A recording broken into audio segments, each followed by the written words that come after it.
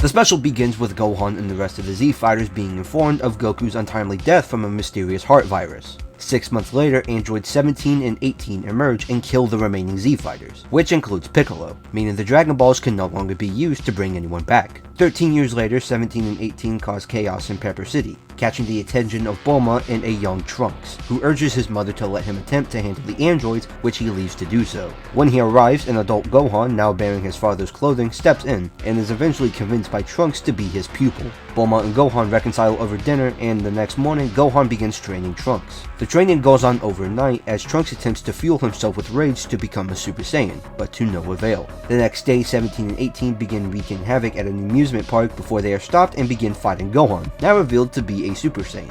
As he's about to be finished off, Trunks steps in and fights Android 18, which, as you may assume, does not last long. As Gohan and Trunks hide, 18 lets out one final blast to ensure their demise, which fails, save for Gohan's loss of an arm. The two arrive back at Capsule Corp with Gohan being hospitalized. This still doesn't stop them, however, as Gohan continues to push Trunks to his limit and path to become a Super Saiyan. Gohan gives Trunks a talk about turning pain into rage, but is interrupted by another nearby attack from the androids. Trunks believes he is ready and insists on going with Gohan, leading to Gohan knocking him out, believing he's still not ready after all. Gohan vows his revenge against the androids, as a fight ensues between them. 17 and 18 manage to get the upper hand, however, and send a barrage of blasts down on Gohan. Trunks wakes up and arrives at the city looking for Gohan. He instead finds the lifeless body of his master, friend, and brother.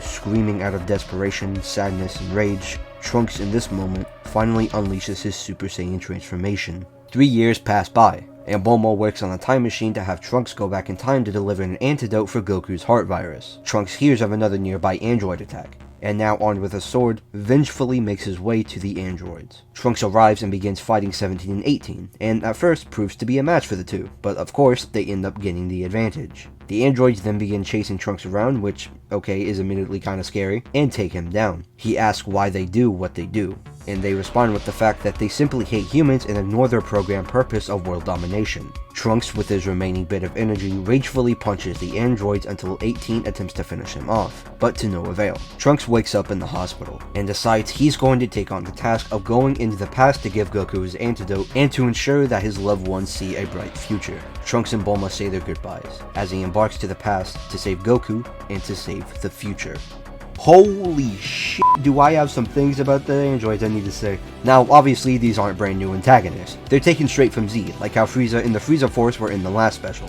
However, rather than just being given more of what we saw prior in the actual show, this special also manages to deliver a more antagonistic take on 17 and 18. Throughout it, you see them do more evil, destructive things to larger sums of people, compared to the show, which I think is more in line with what Android 19 and Dr. Gero pulled off in there.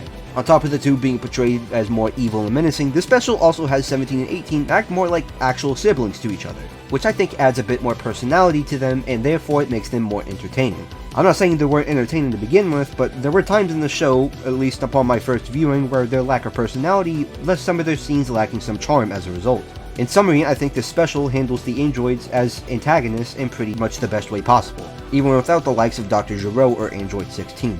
As for the animation, since this is a special, it's obviously not going to be much of a comparison to the rest of the movies, but it's still animated well and looks good to this day. There's some shots in here that honestly probably rival the cinematography of some of the later movies, especially in the context of said shot, and the story. This story is Dragon Ball at its most emotional and grim, in my opinion. Right off the bat, it begins with the concept of Goku dying and the Z Fighters being killed, which in itself is already the most interesting idea out of any of these movies I've covered thus far. The world then becomes a dangerous place to live in. The unstoppable force of the androids makes everywhere a dangerous environment. But then enter Trunks and Gohan, Earth's last hopes.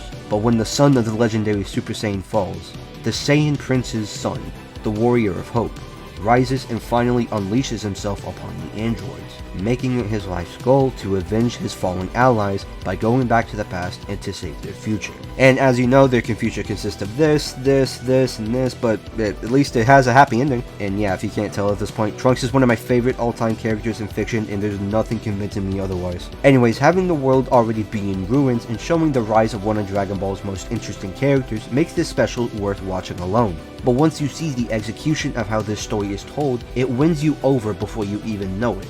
When rewatching this movie for this video, seeing Trunks unleash his rage and sadness over the loss of his best friend legitimately made me tear up.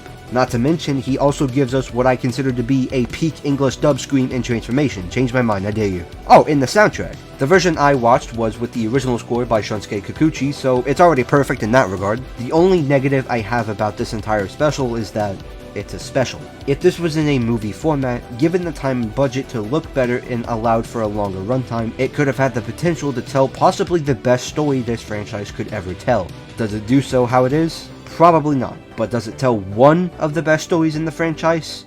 Absolutely. Therefore, The History of Trunks gets a 10 out of 10. This is so far the only DBZ movie to have perfectly balanced being a Dragon Ball movie and a true film, despite being produced as a special.